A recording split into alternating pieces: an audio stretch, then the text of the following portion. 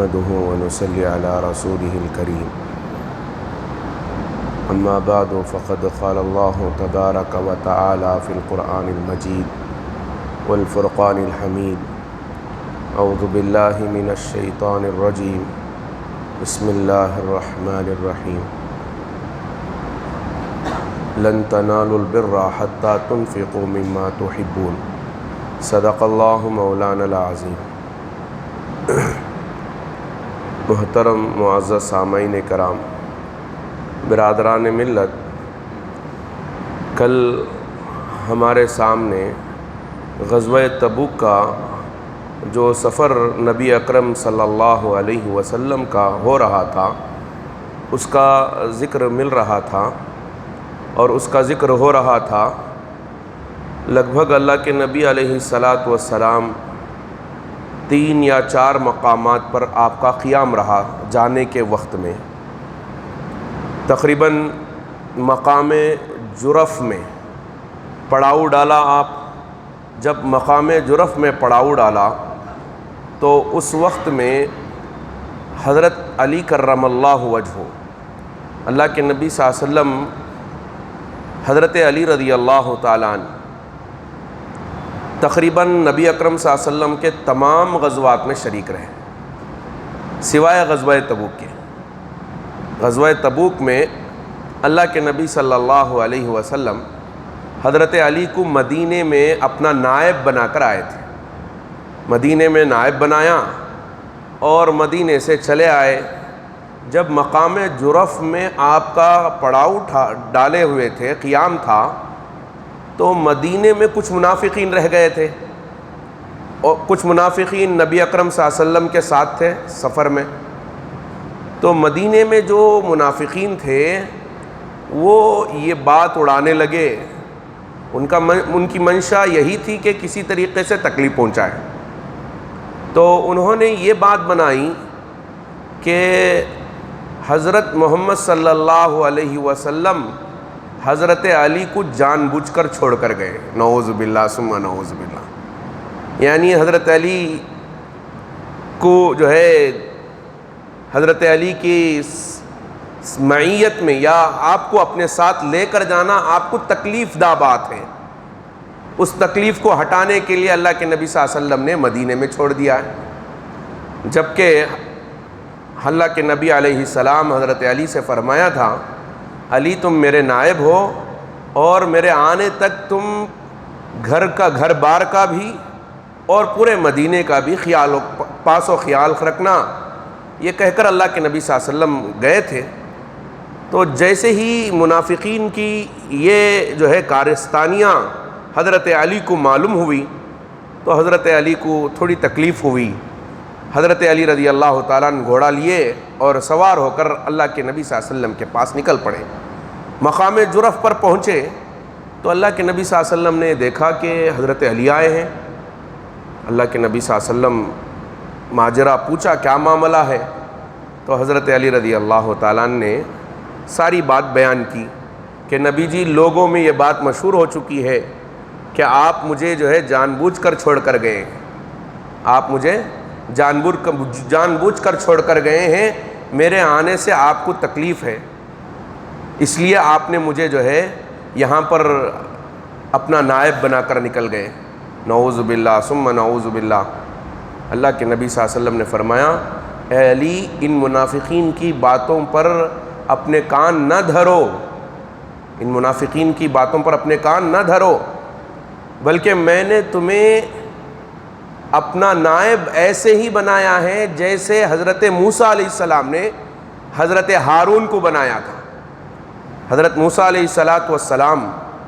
جب کوہ طور پر گئے تھے، منافقین نے بار بار اصرار کیا تھا کہ ہمیں جو ہے اللہ تعالیٰ سے ملنا چاہتے ہیں، دیکھنا چاہتے ہیں، اللہ تعالیٰ سے ملنا چاہتے ہیں، دیکھنا چاہتے ہیں۔ تو لگ بھگ 70 آدمیوں کو یا 40 آدمیوں کو منتخب کر کر حضرت موسیٰ علیہ السلام لے کر گئے تھے، اور تقریباً 40 دن کا عرصہ گزرا تھا۔ 10 دن 30 روزے رکھے آپ نے، 30 روزے رکھ کر حضرت موسیٰ علیہ السلام عبادتیں کر کر جب اللہ کے پاس ملاقات کے ارادے سے آگے بڑھے تو آپ نے وضو کر لیا، مسواک کر لیا، دانتوں میں مسواک کر لیا، تو فرماتے ہیں کہ اللہ تعالیٰ نے حضرت موسیٰ سے فرمایا کہ اے موسیٰ، تمہاری منہ کی بدبو، یعنی ایک روزے دار کی 30 دن روزے رکھے تھے، آپ اس سے اندازہ لگا سکتے ہیں کہ روزے دار کی کیا قیمت ہے۔ چنانچہ اللہ تعالیٰ فرماتے ہیں کہ روزے دار کی منہ کی جو بدبو ہوتی ہے وہ مشک سے زیادہ پسند ہے، اس لیے تمہیں چاہیے تھا کہ تم جو ہے دانت کی صفائی نہ کرتے، ایسے ہی آتے۔ چنانچہ حضرت موسیٰ علیہ السلام نے 30 دن کے ساتھ مزید 10 دن مکمل کیے۔ قرآن میں اس کا ذکر ملتا ہے، معارف القرآن میں بھی یہ واقعہ لکھا ہوا ہے، اور باقاعدہ اللہ تعالیٰ نے 40 دن مکمل کروائے، اور 40 دن مکمل کروا کر 40 دن کے بعد اللہ تعالیٰ نے ہم کلام ہوئے۔ جب ہم کلام ہوئے اور پھر بہرحال وہ جو واقعہ ہیں وہ واقعہ پیش آیا، آپ حضرات نے سنا ہوگا کہ جب واپس لوٹے تو حضرت ہارون کو اپنا خلیفہ بنا کر گئے تھے، تو فرماتے ہیں کہ بعض روایات میں 6 لاکھ کا ذکر، تفسیر مظہری میں ہے 6 لاکھ افراد تھے، تفسیر مظہری میں ہے، اور دیگر تفاسیر میں ایک تفسیر میں 7 لاکھ کا ذکر ہے۔ فرماتے ہیں کہ ان میں سے تقریباً 12,000 بچ گئے تھے، باقی سب کے سب جو ہے حضرت موسیٰ علیہ السلام کے واپس آنے تک حضرت ہارون علیہ السلام موجود تھے، لیکن وہاں سامری بھی تھا، سامری بھی، اس نے جو ہے سارے لوگوں کے سونے کو جمع کیا، ایک بچھڑا بنا دیا، اور وہ جو اس کے پاس مٹی تھی حضرت جبرائیل علیہ السلام نے اس سامری کی، اس کا نام بھی موسیٰ تھا، اس کا نام بھی سامری کا نام موسیٰ تھا، اور اس کی پرورش دیکھیں عجیب معاملہ ہے، حضرت موسیٰ کی پرورش فرعون نے کیا، حضرت موسیٰ علیہ السلام کی پرورش فرعون نے کیا، لیکن یہ جو سامری تھا، اس سامری یہ بھی اسی زمانے میں پیدا ہوا تھا جس زمانے میں فرعون بچوں کو قتل کیا کرتا تھا، لیکن ان کی سامری کی ماں نے یہ غار میں لے جا کر بچے کو رکھ دیا تھا، تو اس کی جو پرورش ہوئی وہ حضرت جبرائیل علیہ السلام نے کی، پرورش کی، کہتے ہیں کہ اپنے 2 انگلیوں کے ذریعے سے، ایک انگلی سے شہد آتا اور ایک انگلی سے دودھ آتا، اس کے منہ میں رکھ دیتے، پلا دیتے۔ اب وہ جب جو ہے تھوڑا بہت بڑا ہو گیا، اس وقت میں وہ دیکھ رہا تھا کہ حضرت جبرائیل جہاں جہاں پیر رکھتے ہیں وہاں کی مٹی میں الگ تاثیر ہوتی ہے، تو وہ اسی وقت میں مٹی اٹھا کر رکھ لیا تھا، وہ مٹی اٹھا کر رکھ لیا تھا۔ تو کہتے ہیں کہ سامری جو ہے حضرت موسیٰ علیہ السلام کو جب غائب پایا تو اس نے جو ہے سارے قوم سے سونا طلب کیا، اسے پگھلایا اور اسے بچھڑا بنایا، بچھڑا بنا کر کہا کہ دیکھو موسیٰ خدا کی تلاش میں وہاں گئے ہیں، تمہارا خدا تو یہاں پر موجود ہے۔ اس نے جو ہے بچھڑے پر وہ مٹی ڈالی تو بچھڑا زندہ ہو گیا، بچھڑا زندہ ہو گیا۔ تاریخ فرشتہ ایک کتاب ہے، تاریخ فرشتہ، ہندوستان کی تاریخ لکھی گئی ہے، ہندوستان کی تاریخ، ہندوستان کہاں سے کیسے چلا، یہ جو گاؤ ماتا پر جو بحث چلتی ہے، چھڑتی ہے، اور یہ جو اس کی طرف لوگ جو اس کی پوجا کرتے ہیں، یہ کہاں سے آئے، کیسے آئے؟ تو تاریخ فرشتہ میں لکھا ہے کہ حضرت موسیٰ علیہ السلام جب واپس آئے تو حضرت موسیٰ علیہ السلام جب واپس آئے تو دیکھا کہ قوم بہت سارے لوگ جو ہے مرتد ہو چکے ہیں، بچھڑے کو خدا بنا لیا ہے، اور جو لوگ توبہ کر لیے وہ تو توبہ کر لیے، لیکن ان کی توبہ بھی یہ تھی کہ جو مرتد ہو گئے ان کی مرتد کی سزا قتل تھی۔ حضرت موسیٰ علیہ السلام کے شریعت میں وہی جو ہے وہی سزا امت محمدیہ میں بھی اللہ تعالیٰ نے باقی رکھا۔ مرتد اگر مسلمان ہو کر ارتداد کا شکار ہو جاتا ہے، مرتد بن جاتا ہے، تو اس کے لیے فرمایا کہ اس کے لیے قتل کے علاوہ کوئی اور وہاں تو قتل ہی تھا، لیکن ہمارے یہاں اجازت ہے، جمہوری حکومت ہے، تو یہاں پر بندہ واپس آ سکتا ہے، اسلامی مملکت میں بھی واپس آ سکتا ہے کوئی، لیکن سزا جو ہے مرتد کی وہ تو قتل کی ہی سزا ہے، قتل کی سزا ہے۔ چنانچہ حضرت موسیٰ علیہ السلام نے وہاں جو مرتد ہو گئے تھے ایک دوسرے کو قتل کرنے کا حکم دیا، لیکن کچھ لوگ وہاں سے، کچھ لوگ، ایک جماعت ڈر کے مارے نکلی تھی، بھاگ نکلے تھے، جو گاؤ کی پوجا کرتے تھے، بچڑے کی پوجا کرتے تھے، وہ ان میں سے ایک جماعت، ایک ٹولی نکلی، اور ٹولی نکل کر کسی طریقے سے بچ بچا کر نکلے اور وہ ہندوستان چلے آئے۔ تاریخ فرشتہ میں لکھا ہوا ہے کہ وہ ہندوستان چلے آئے، پھر اس کے بعد یہ جو ہے گائے کی پوجا شروع ہو گئی جگہ جگہ، اور پھر وہی نظام وہ چل رہا ہے۔ آپ اندازہ لگا لیں یہودیوں کا جو تعلق ہے ہمارے ملک کے، جو ملک کی اندر جو سناتنی دھرم کے قائل ہیں، جو وہ اپنے آپ کو اپنا پیشوا مانتے ہیں، تصور کرتے ہیں، تو ان کا تعلق جو جڑا ہوا ہے، یہودی حضرت موسیٰ علیہ السلام کے ماننے والے، اور انہی کی قوم میں سے نکلے ہوئے کچھ لوگ یہ ہیں جو ہمارے اس ملک میں ہیں، جو دوسروں پر حکومت بھی کر رہے ہیں اور ظلم زبردستی بھی کر رہے ہیں۔ بہرکیف مجھے یہ بتانا تھا کہ حضرت موسیٰ علیہ السلام، اللہ کے نبی صلی اللہ علیہ وسلم نے حضرت علی سے یہ فرمایا، اے علی، کیا تم جو ہے، میں نے تم کو مدینے میں خلیفہ بنا کر، نائب بنا کر آیا، وہ ایسے ہی بنا کر آیا ہوں جیسے کہ موسیٰ نے ہارون کو بنایا، موسیٰ نے ہارون کو بنایا تھا، سوائے اس کے کہ ہارون نبی تھے، تم نبی نہیں ہو، ہارون نبی تھے، تم نبی نہیں ہو، اور ایک روایت میں آتا ہے کہ سوائے اس کے کہ میرے بعد کوئی نبی نہیں ہے۔ مسئلہ اللہ کے نبی صلی اللہ علیہ وسلم نے ایک ایک جملہ بھی پوری سوچ سمجھ کے ساتھ بیان فرمایا ہے، اس لیے کہ اس حدیث سے ایک مسلمانوں کی بڑی جماعت مسلمانوں کی اس بات کی قائل ہو گئی کہ اللہ کے نبی علیہ السلام کے بعد اگر صحابہ میں کسی کا مقام ہے تو وہ حضرت علی کا ہے، نعوذ باللہ ثم نعوذ باللہ۔ تفضیل الشیخین ہمارا عقیدہ ہے، تفضیل الشیخین یعنی حضرت ابو بکر اور حضرت عمر کو تمام صحابہ میں اور تمام انبیاء کے بعد تمام انسانوں میں سب سے بڑا مقام اور مرتبہ جو اللہ نے انہیں دیا ہے، اس کے ہم لوگ قائل ہیں، اہل سنت والجماعت۔ تو بعض لوگ جو ہے حضرت علی کرم اللہ وجہہ کو اس روایت کی بنیاد پر، کہ جس میں اللہ کے نبی نے یہ فرمایا تھا کہ اے علی، تم میرے مقابلے میں ایسے ہی ہو جیسے موسیٰ کے مقابلے میں ہارون، تو اس سے انہوں یہ ثابت کیا کرتے ہیں کہ حضرت علی رضی اللہ تعالیٰ عنہ خلیفہ اول بنائے جانا چاہیے تھا، اور ان کو امامت کا حق حاصل ہے، امامت کا حق حاصل ہے۔ بہرحال وہ مستقل جو ہے اس روایت سے بحث کرتے ہیں، جبکہ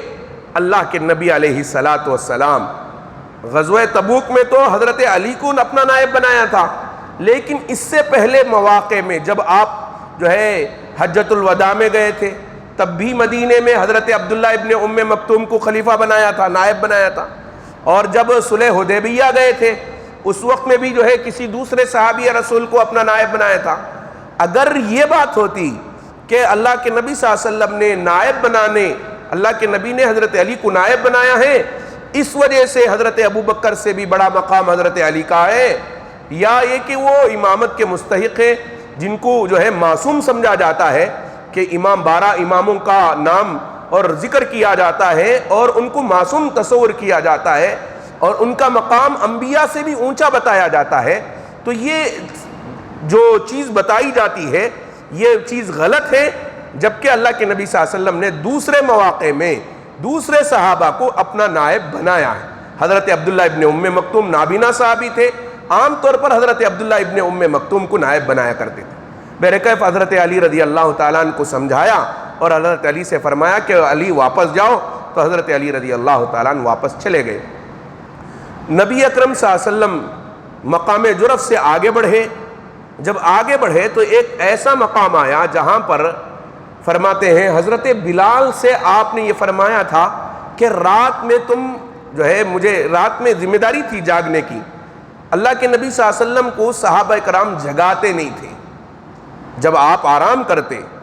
تو صحابہ آپ کو جگاتے نہیں تھے، اس لیے کہ صحابہ کہتے ہیں ہم کو معلوم نہیں ہوتا تھا کہ اللہ کے نبی صلی اللہ علیہ وسلم کو اس وقت میں کیا وحی تو نازل نہیں ہو رہی ہے، اگر ہم جگائیں گے وحی نازل ہو رہی ہو تو وحی میں خلل پڑ جائے گا، اس لیے بعض صحابہ جگاتے نہیں تھے، لیکن حضرت بلال کی ذمہ داری تھی کہ حضرت بلال جگائیں۔ رات میں آپ آرام فرما رہے تھے، رات میں آپ آرام فرما رہے تھے، تو کہتے ہیں کہ جب آپ آرام فرما رہے تھے حضرت بلال سے کی ذمہ داری تھی کہ وہ جگائیں نماز کے لیے، لیکن حضرت بلال رضی اللہ تعالیٰ نے اپنی اونٹنی سے ٹیک لگائے بیٹھے ہوئے تھے اور اونگ آ گئی، آپ بھی سو گئے، اتنا سو گئے کہ فجر کی نماز کا وقت ہو گیا، سورج بالکل سر پر چڑھ گیا تھا۔ پھر جیسے ہی فرماتے ہیں حضرت ابو بکر صدیق اٹھے، حضرت ابو بکر صدیق نے اٹھتے ہی کہا سبحان اللہ سبحان اللہ، تکبیر کہنے لگے، اور پھر حضرت عمر اٹھ گئے اور حضرت عمر نے بھی تکبیر کہا، جیسے ہی تکبیر زور زور سے کہنے لگے کہ حضرت نبی اکرم صلی اللہ علیہ وسلم بھی بیدار ہو گئے اور حضرت بلال بھی بیدار ہو گئے۔ حضرت نبی اکرم صلی اللہ علیہ وسلم نے حضرت بلال سے پوچھا کہ کیا معاملہ ہوا، آپ کو تو ذمہ داری تھی جگانے کی، تو حضرت بلال کہنے لگے نبی جی مجھے اونگ آ گئی تھی۔ حضرت ابو بکر نے کہا اونگ نہیں آئی بلکہ شیطان نے آپ کو تھپک کر سلا دیا تھا۔ تو آدمی کہتے ہیں جب نماز کا موقع آتا ہے، فجر کی نماز کا بالخصوص، شیطان باقاعدہ جو ہے مومن بندے کو سلانے کی پوری کوشش کرتا ہے، تھکاتا، یہاں تک روایت میں آتا ہے کہ مومن بندہ جب جو ہے اس کی بات مان لیتا ہے تو اس کے کان میں پیشاب کر دیتا ہے، اس کی کان میں پیشاب کر دیتا ہے اور گرہیں لگا دیتا ہے، روایات ہیں بہت ساری بے شمار روایات، تو وہ بندہ جو ہے سو جاتا ہے اور نماز قضا کر لیتا ہے، لیکن جیسے ہی نماز کر لیتا ہے جو گرہیں لگایا تھا، یہ گرہیں جس کی وجہ سے نماز پڑھے بغیر سو گیا، اور جب دن میں بیدار ہوا تو وہ ایسے محسوس کرتا ہے کہ اس کے بدن میں تکلیف ہے، بیماریاں ہیں، تو وہ جو تکلیف اور بیماریاں نظر آتی ہیں وہ وہی شیطان کی لگائی ہوئی گرہیں ہیں اور شیطان کا کیا ہوا پیشاب ہے جو کان میں پیشاب کر دیتا ہے، جس کی وجہ سے جو ہے مومن بندہ نماز چھوڑ کر سو جاتا ہے۔ اسی لیے فرمایا جو نماز فجر کی اٹھتا ہے وہ گویا کہ تندرست ہوتا ہے اور اس کا دن بہت ہی اچھائی کے ساتھ گزرتا ہے اور خوش و خرم کے ساتھ وہ زندگی اور دن میں پورا وقت گزارتا ہے۔ بہرکیف اللہ کے نبی علیہ الصلاۃ والسلام فرماتے ہیں کہ یہاں سے آگے بڑھو، یہاں سے آگے بڑھ کر قافلہ آگے لے جاتے ہیں، لے جا کر فجر کی نماز ادا کرتے ہیں، قضا کرتے ہیں، اور پھر وہاں پر اللہ کے نبی صلی اللہ علیہ وسلم نماز ادا کرنے کے بعد کچھ صحابہ بیٹھ کر یہ آپس میں باتیں کرنے لگتے ہیں کہ ہمارے سے تو نماز قضا ہو گئی، کہیں اللہ کی یہاں سے پکڑ تو نہیں۔ جیسی ہی بات ہو رہی تھی تو اللہ کے نبی علیہ الصلاۃ والسلام کو یہ بات معلوم ہوتی ہے، تو آپ علیہ السلام فرماتے ہیں کہ 3 آدمی مرفوع القلم ہیں، 3 آدمی، غور کریں، قربان جائیں شریعت اسلامی پر، قربان جائیں محمد عربی صلی اللہ علیہ وسلم کی ان جو ہے احادیث مبارکہ پر کہ کیسے کیسے اللہ کے نبی صلی اللہ علیہ وسلم نے مسلمانوں کو، ایمان والوں کو سہولت مرحمت فرمائی۔ فرماتے ہیں کہ 3 آدمی مرفوع القلم ہیں، ایک تو پاگل مجنون پاگل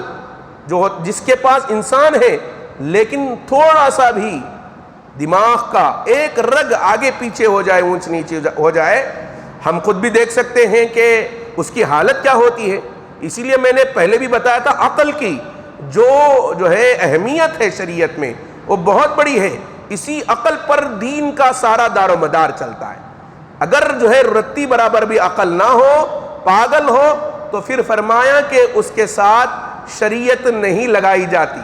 نافذ نہیں کی جاتی، وہ مرفوع القلم ہے، وہ جو بھی کر لے وہ معاف کر دیا جاتا ہے، جو بھی کر لے معاف کر دیا جاتا ہے۔ تو ایک پاگل جو کہ مرفوع القلم ہے، یعنی اس کے لیے نمازیں ضروری نہیں ہیں، روزے ضروری نہیں ہیں، شریعت کا کوئی بھی حکم اس کے اوپر لازم اور فرض نہیں ہے۔ دوسرا نابالغ بچہ کہ اس پر بھی جو ہے شریعت کے احکام جاری نہیں ہوتے، لیکن جیسے ہی بالغ بن جاتا ہے تو شریعت کے احکام اس پر نافذ ہو جاتے ہیں۔ تیسرا جو ہے سونے والا نائم، جو بندہ سو گیا ہے، بہرکیف وہ نماز سے ہمارے سونے کی طرح سونا نہیں ہے، ہمارا سونا تو اختیاری سونا ہوتا ہے، لیکن کبھی کبھار کسی بندے کو آنکھ لگ جاتی ہے، اب آنکھ لگ گئی، فجر کی نماز اس کی چلی گئی، ہمیشہ کا معمول نہیں، کبھی کبھار ایسا ہو گیا، آنکھ لگ گئی، تو فرمایا کہ یہ جو سونے والا ہے یہ سونے والا مرفوع القلم ہے۔ جیسے ہی فرمایا کہ اس بندے کو چاہیے کہ جیسے ہی وہ بیدار ہو، نیند سے بیدار ہو، اسے پتا چلے کہ میری نماز چلی گئی، تو فوراً جائیں وضو کریں۔ پہلا کام وضو کریں اور نماز ادا کریں۔ آپ سفر میں ہو، حضر میں ہو، گھر میں ہو، اللہ نہ کرے ایسا کسی دن ہو جائے کہ فجر کی نماز آپ کی چلی جائے،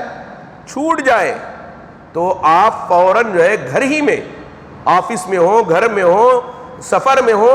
کسی بھی جگہ پر ہو، فوراً وضو کریں اور وضو کر آپ نماز ادا کریں۔ آپ نماز پڑھ لیں گے تو فرمایا اللہ کے نبی صلی اللہ علیہ وسلم نے، جو بندہ جیسے ہی جاگے اور فوراً نماز پڑھ لیں تو اللہ تعالی اسے اس نماز کے قضا کرنے کا گناہ نہیں عطا فرمائیں گے، نماز ادا کرنے کا ثواب اسے عنایت فرمائیں گے۔ لیکن اگر جاگنے کے بعد نماز نہیں پڑھتا، دوسرے کاموں میں لگا ہوا ہے اور ڈھیل دے دیتا کہ ابھی پڑھیں گے تبھی پڑھیں گے، ایسے ہی ضائع کر دیتا ہے، تو پھر فرمایا کہ اسے نماز کے ضائع کرنے کا وبال اللہ تعالیٰ اس کے نامہ اعمال میں لکھ دیتے۔ تو اس لیے فرمایا کہ اللہ کے نبی صلی اللہ علیہ وسلم سے ایک واقعہ یہ پیش آیا، اور جیسے کہ میں نے کہا کہ غزوہ تبوک ہی ایک ایسا غزوہ تھا جس میں بہت سارے معجزات نبی اکرم صلی اللہ علیہ وسلم سے صادر ہوئے، بہت سارے معجزات۔ فرماتے ہیں کہ اسی طرح صحابہ اکرام میں کچھ منافقین تھے، نبی علیہ الصلوۃ والسلام کی اونٹنی غائب ہو گئی، نبی علیہ السلام کی اونٹنی غائب ہو گئی۔ جیسے ہی اونٹنی غائب ہو گئی تو منافقین جو ہے بیٹھے بیٹھے باتیں کرنے لگے، کہنے لگے کہ بھائی دیکھو یہ غیب کی باتیں بتاتے ہیں، نعوذ باللہ ثم نعوذ باللہ، یہ غیب کی باتیں بتاتے ہیں، لیکن ان کو یہ تک پتہ نہیں کہ ان کی اونٹنی کہاں پر ہے، نعوذ باللہ ثم نعوذ باللہ۔ اللہ کے نبی صلی اللہ علیہ وسلم کو یہ بات معلوم ہوئی تو اللہ کے نبی صلی اللہ علیہ وسلم نے فرمایا کہ میں غیب کی وہی بات بتاتا ہوں جو اللہ مجھے بتاتے ہیں، جو اللہ مجھے بتاتے ہیں میں وہی بات بتاتا ہوں، اور اللہ نے مجھے بتا دیا کہ میری اونٹنی کہاں ہے۔ چنانچہ اللہ کے نبی صلی اللہ علیہ وسلم نے فرمایا کہ فلاں چٹان کے ساتھ، فلاں پہاڑی میں میری اونٹنی ہے اور فلاں چٹان کے ساتھ اس کا جو ہے لگام بنا ہوا ہے، جاؤ جا کر میری اونٹنی کو لے کر آؤ۔ چنانچہ جو الفاظ اللہ کے نبی صلی اللہ علیہ وسلم نے کہے تھے اور جہاں اشارہ فرمایا تھا وہاں گئے صحابہ کرام، وہاں سے اونٹنی لے کر آئے۔ اسی دوران آپ نے ایک جو ہے باغ کا نظارہ کیا، اور باغ کا نظارہ کر آپ نے فرمایا کہ اس میں تقریباً 10 وسق پھل ہیں، 10 وسق جو پیمانہ ہے، فرمایا 10 وسق پھل ہیں۔ دیکھ کر اللہ کے نبی صلی اللہ علیہ وسلم نے بتا دیا، تو جب وہ جو ہے وہاں سے پھل نکالے گئے تو 10 وسق آئے اللہ کے نبی علیہ الصلوۃ والسلام۔ تو اسی طرح ایک اور جو ہے واقعہ پیش آیا، آپ علیہ الصلوۃ والسلام مقام ہجر پر پہنچے تو وہاں آپ نے پہلے ہی فرما دیا تھا کہ کوئی بندہ رات کی تاریکی میں اکیلا اپنے قافلے سے ہٹ کر نہ جائے۔ ایک روایت میں 30,000 کا مجمع تھا اور ایک روایت میں 40,000 کا، تو 40,000 کا مجمع یا 30,000 کا ہی لگا لیں، 30,000 کا مجمع تھا صحابہ اکرام کا، اور ان تمام صحابہ میں یہ اعلان ہو چکا تھا کہ رات میں جب جگے تو اپنے ساتھ کسی اور ساتھی کو ساتھ لے کر جائے، کوئی بندہ اکیلا نہ جائے۔ تو اللہ کے نبی علیہ الصلوۃ والسلام کے سارے صحابہ نے پابندی کی، لیکن ایک صحابی کا اونٹ گم ہو گیا تھا، وہ اونٹ کی تلاش میں نکلے تھے، لیکن کہتے ہیں جیسے ہی اونٹ کی تلاش میں نکلے وہیں ان کا گلا گھونٹ دیا گیا، گلا گھونٹ دیا گیا. وہ زمین پر جو ہے پتہ نہیں الفاظ کیا تھے کہ بیمار پڑے تھے, بے ہوش پڑے ہوئے تھے. اللہ کے نبی صلی اللہ علیہ وسلم کو صبح میں پتہ چلا تو اللہ کے نبی صلی اللہ علیہ وسلم نے ان کے لیے دعا کی. وہ صحابی صحیح ہو گئے. اللہ کے نبی نے بتایا تھا, میں نے کل رات بتایا تھا کہ رات میں اکیلا مت جایا کرو. پھر ایک اور صحابی کے بارے میں معلوم ہوا کہ اور ایک صحابی جو ہے ایسے ہی گئے لیکن ان کا پتہ نہیں چل رہا کہاں ہے. تو جیسے ہی بتایا تو معلوم ہوا, اللہ کے نبی صلی اللہ علیہ وسلم نے فرمایا کہ رات میں یہ استنجا کے لیے گئے تھے اور ہوا نے ان کو اڑا کر, وہاں ہوائیں تیز چل رہی تھی جہاں پر جو ہے قوم صالح کو عذاب آیا تھا, وہاں مقام ہجر پر آپ کا قیام تھا, مقام ہجر پر تھوڑی دور. تو اللہ کے نبی نے پہلے ہی فرمایا تھا کہ یہاں جو ہے ہوائیں تیز چل رہی ہیں, یہاں اکیلے مت جایا کرو. تو چنانچہ انہوں صحابی چلے گئے تھے تو وہ ہوائیں کسی پہاڑی پر لے جا کر ڈال دیا. وہاں ایک قبیلہ بستا تھا, وہ قبیلے والے فرماتے ہیں کہ جب اللہ کے نبی صلی اللہ علیہ وسلم غزوہ تبوک سے واپس مدینہ آئے تو قبیلے والے وہ صحابی رسول کو لا کر تحفے کے طور پر اللہ کے نبی صلی اللہ علیہ وسلم کو پیش فرمایا. چنانچہ جو ہے بہت سارے جو ہے واقعات اور معجزات غزوہ تبوک کے موقع پر پیش آئے. مزید جو ہے اللہ کے نبی علیہ الصلاۃ والسلام آگے کا سفر غزوہ تبوک کو پہنچے, لیکن غزوہ تبوک میں جو ہرقل بادشاہ بڑے دناتا ہوا جو ہے آ رہا تھا, یہ سوچ کر آ رہا تھا کہ مدینے پر حملہ کریں گے, مسلمانوں کو تہس نہس کر رکھ دیں گے, اسلام کو مٹا دیں گے, صفحہ ہستی سے مٹا دیں گے. لیکن اللہ تبارک و تعالی جو ہے جس چراغ کو جلایا ہے, جس چراغ کو روشن کیا ہے, اس چراغ کو کون بجھا سکتا ہے؟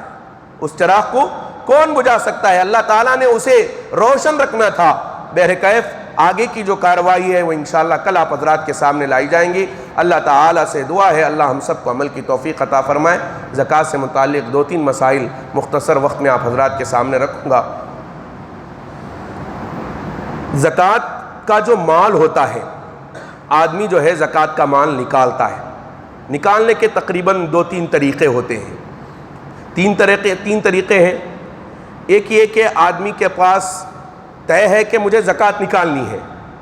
لیکن ابھی وہ پیسہ الگ نہیں کیا ہے, زکوٰۃ کا پیسہ حساب. اور ایک چیز جو ہے, بہت سارے لوگ اندازے سے زکوٰۃ دیتے ہیں, اندازے سے زکوٰۃ دیتے ہیں. یاد رکھیں, اندازے سے آپ زکوٰۃ دیں گے, آپ کو تو یہ ذہن میں ہوگا کہ میں زیادہ نکال رہا ہوں, میں زیادہ نکال رہا ہوں.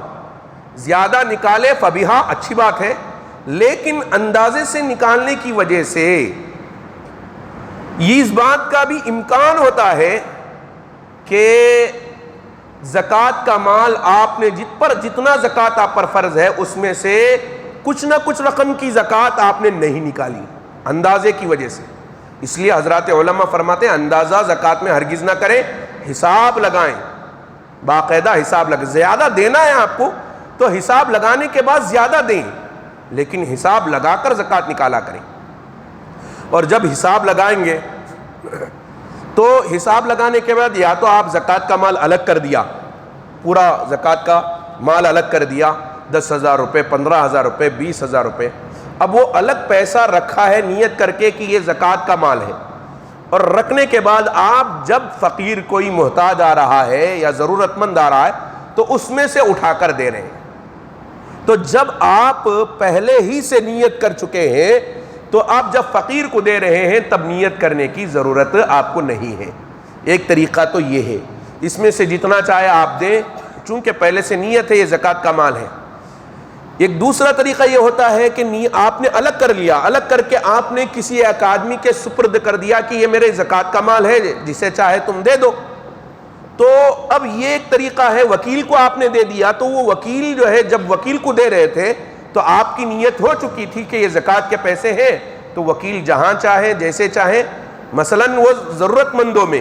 مندوں میں خرچ کر سکتا ہے. آپ کا ایک مسئلہ ہو گیا. تیسرا مسئلہ یہ ہے کہ آپ نے پیسے نکالے ہی